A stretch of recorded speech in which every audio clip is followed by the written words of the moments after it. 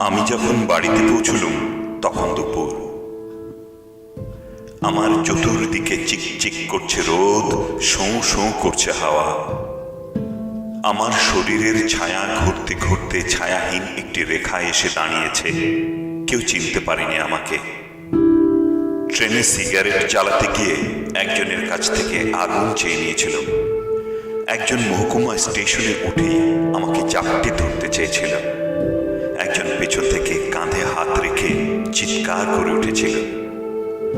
আমি সবাইকে মানুষের সমিল চেহারার কথা স্মরণ করিয়ে দিয়েছি। কেউ চিনতে পারেনি আমাকে। একজন রাজনৈতিক নেতা, তিনি কমিউনিস্ট ছিলেন। মুখোমুখি বসে দূর থেকে বারবার চেয়ে দেখলেন, কিন্তু চিনতে পারলেন না। বারহাট্টায় নেমেই রফিজের স্টলে চা খেয়েছি। অথচ কি আশ্চর্য, পুনর্বার চিনি দিতে এসেও রফিজ আমাকে চিনল না। দীর্ঘ 5 বছর পর পরিবর্তনহীন গ্রামে ফিরছি আমি। সেই একই ভাঙা পথ, একই কালো মাটির আল ধরে গ্রামে ফেরা। আমি কতদিন পর গ্রামে ফিরছি। আমি যখন গ্রামে পৌঁছলুম তখন দুপুর। আমার চতুর্দিকে চিকচিক করছে রোদ, শোঁ শোঁ করছে হাওয়া। অনেক বদলে গেছে বাড়িটা। টিনের চাল থেকে শুরু করে পুকুরের জল, ফুলের বাগান থেকে শুরু করে গরুর গোয়াল, চিহ্ন মাত্র শৈশবের স্মৃতি যেন নেই কোনোখানে। পাড়ার ঘরের বারান্দায় নুয়ে পড়া বেলি ফুলের গাছ থেকে একটি লাউলুকি উত্তপ্ত দুপুরকে তার লকলকে জিভ দেখালো। স্বতঃস্ফূর্ত মুখের দাড়ির মতো বাড়িটির চারিদিকে ঘাস, জঙ্গল, গর্ত, আগাছার গাঢ় বন গড়ে উঠেছে অনায়াসেই। যেন সবখানেই সভ্যতাকে ব্যঙ্গ করে এখানে শাসন করছে গোয়ার প্রকৃতি। একটি শেয়াল একটি কুকুরের পাশে শুয়েছিল প্রায়। আমাকে দেখেই পালালো একজন। একজন গন্ধ শুঁকে নিয়ে আমাকে চিনতে চেষ্টা করলো, যেমন পুলিশ সমেত চেকার তেজগায় আমাকে চিনতে চেষ্টা করেছিল। হাঁটতে হাঁটতে একটি গাছ দেখে থমকে দাঁড়ালাম।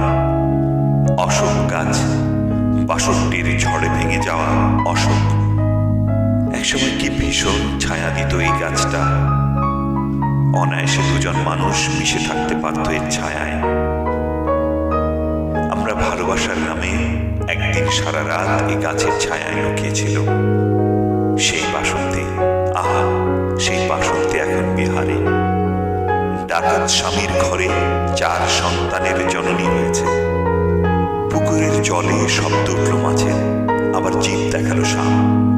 শান্ত স্থির বোকা গ্রামকে কাঁপিয়ে দিয়ে একটি এরোপ্লেন তখন উড়ে গেল মাথার উপরে। আমি বাড়ির পেছন থেকে দরজায় টোকা দিয়ে ডাকলুম, মা। বহুদিন যে দরজা খোলেনি, বহুদিন যে দরজায় কোনো কণ্ঠস্বর ছিল না, মরচে পড়া সেই দরজা মুহূর্তে ক্যাচ ক্যাচ শব্দ করে খুলে গেল।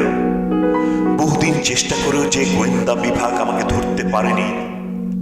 চৈত্রের উত্তপ্ত দুপুরে অফুরন্ত হাওয়ার ভিতরে সেই আমি কত সহজেই একটা আলিঙ্গনের কাছে বন্দী হয়ে গেল। সেই আমি কত সহজেই মায়ের চোখে চোখ রেখে একটি অবুঝ সন্তান হয়ে গেল।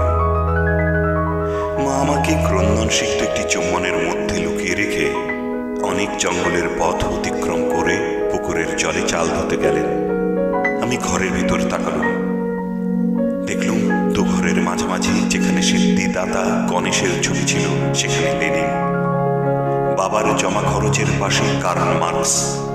আলমিরার একটি ভাঙা কাঁচের অভাব পূরণ করছে স্কুপ স্কয়ারের ছেঁড়া ছবি। মা পুকুর থেকে ফিরেছেন।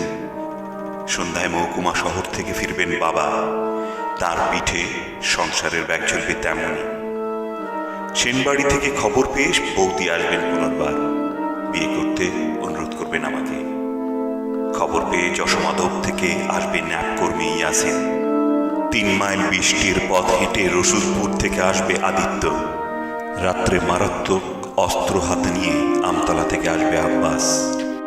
ওরা প্রত্যেকেই জিজ্ঞেস করবে ঢাকার খবর, আমাদের ভবিষ্যৎ কি, আইয়ুব খান এখন কোথায়। শেখ মুজিব কি ভুল করেছেন?